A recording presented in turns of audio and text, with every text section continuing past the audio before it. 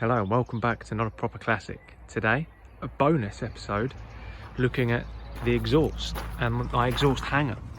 I found out that my exhaust was hanging a little low. Found out the rubber O-rings had perished. I don't know if you can see that there. But this will be hopefully how to fix it. You'll need 2 rubber O-rings and a tool. See this picture.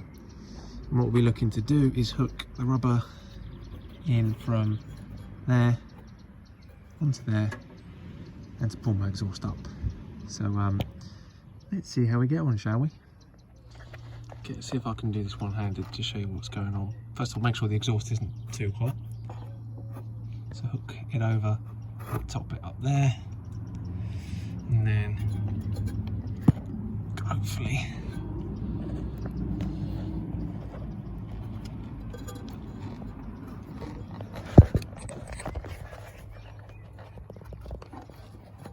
may not even need the tool. There you go. Hooked in. There you go, focus. Do the same on the other side and we'll be good. So I've done the other side. They're both in. You'll agree. That's hanging much better now. So, just want to say, please like, comment and subscribe. And we'll see you in the next one.